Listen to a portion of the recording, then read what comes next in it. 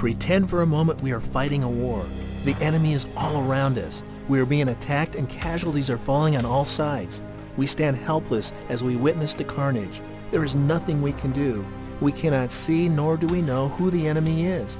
We can only witness the annihilation and know there is a powerful destroyer at work. Let's stop now and pretend no more, for this invisible killer does exist. In fact, it is responsible for more pain, suffering, and death than all the wars ever fought on this planet.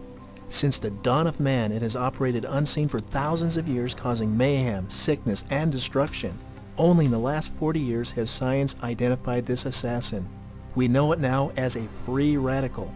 Today, with accelerated advancements in technology, we have come to better understand free radicals. We know how they operate, we know how they destroy, and more important, we know how to protect ourselves from them. However, we do not need technology to witness their devastating effects. You are now looking at an apple alongside a photo of the actor Paul Newman. When we cut open the apple, it begins to turn brown. This is because the inside of the apple is now exposed to oxygen-free radicals and has no way of protecting itself. If, however, we were to put lemon juice on the apple, the browning would not have occurred. Lemon juice is very high in vitamin C, a powerful antioxidant.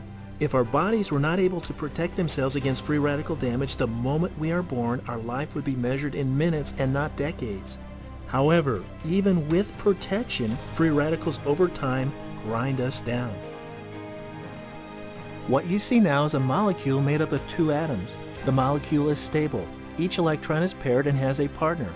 In comes a free radical. It happens to be a single atom containing one unpaired electron. It is a highly charged, highly unstable, highly reactive particle. And unpaired electrons, like unpaired humans, hate to be alone. They want a partner and will steal it from wherever they can. Once stolen, the free radical immediately becomes stable. However, in doing so, it has created two new free radicals who quickly zip off to perform their own criminal acts. So begins a chain reaction that produces within nanoseconds literally thousands of new free radicals, each in turn looking to swipe an electron from an unsuspecting stable molecule. It is estimated that a single oxygen-free radical will create 3,000 new free radicals.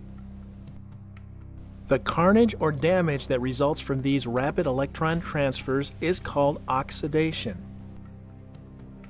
And free radicals will oxidize just about anything that gets in their way, punching holes in cell membranes, destroying key enzymes, and fracturing DNA. It is calculated that every one of our billions of cells has about 100,000 oxidative hits per day. Think about that, every cell.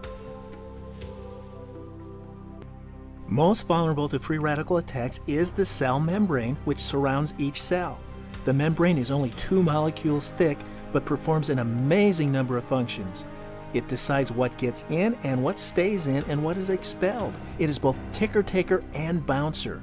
When a cell membrane is damaged by free radicals, it loses its protective properties.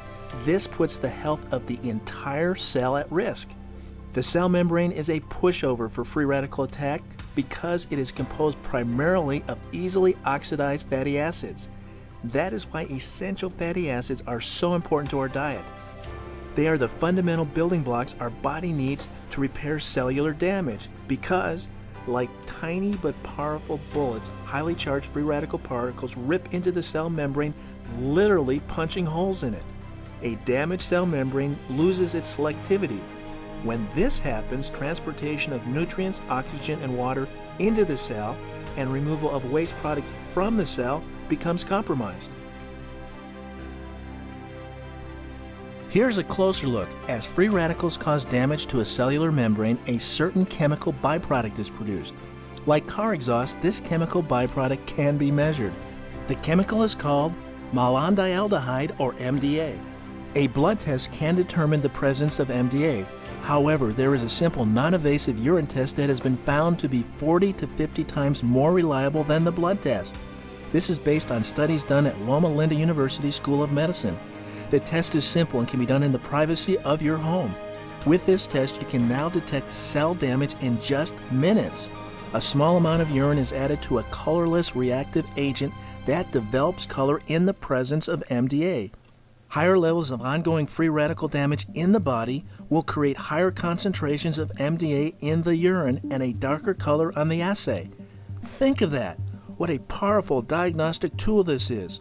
Like the invention of radar first used in World War II to detect enemy airplanes, we now have technology that allows us to detect the ultimate enemy of life, free radicals.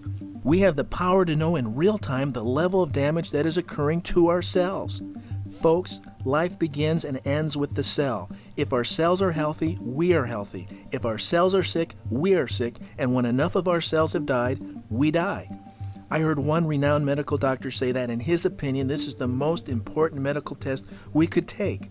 The fact that free radicals are involved in almost every disease known to man is reason enough to take this test. To not take it would be like turning off the radar during a time of war. So, what can we do to better protect our cells? The answer is antioxidants. Antioxidants are able to donate their electrons without generating free radicals themselves. The free radical selfishly accepts the antioxidants offered like kids drooling over a piece of candy. Of course, once a free radical finds a partner for its unpaired electron, it immediately loses free radical status. It behaves itself and stays out of trouble from then on. Here, we see an illustration of a cell protected by antioxidants. Scientists teach that the more antioxidants you have floating around your bloodstream and protecting your cells, the longer you can expect your lifespan to be. The free radicals that do get through the antioxidant shield causes cell damage that is not repaired. This damage accumulates relentlessly. By the time you're 50, there are a few million oxygen-free radical lesions per cell. 30% of your cellular protein has been damaged and has been turned into subcellular debris. It is this cumulative damage that makes us age prematurely and acquire disease. Let's take one last peek at the cell. On the outside is the blood plasma. This is the medium by which all cells are nourished. Cytoplasm is on the inside, the cell's internal fluid. Also inside each cell are many subcellular structures called organelles. They too are under constant attack by free radicals. Let's look at just two. First, what you see moving around is the mitochondria under attack. This highly specialized organelle transforms oxygen and food into energy, which the cells use to carry out their many tasks. When mitochondria are injured as a result of free radical damage, these submicroscopic power plants can't produce the energy necessary to drive the cell's machinery. If damage to the mitochondrial membrane is extensive, the cell dies.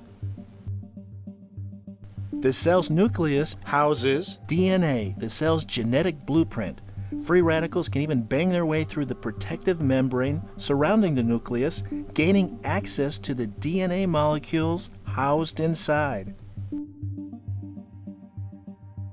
If free radicals happen to break the DNA molecules in order to snatch electrons, the cell dies or loses its ability to replicate or replicates abnormally, a process known as mutation. Mutation can give rise to the collection of abnormal cells that we know as cancer. Let's quickly look at just 3 examples of the outward evidence of free radical damage. Have you ever seen the 1973 movie The Sting? It won the Academy Award for the Best Picture that year. Well, here's a photo of actor Robert Redford from that movie. And here he is in more recent years. Here is the beautiful actress Jessica Lange several decades ago and more recently.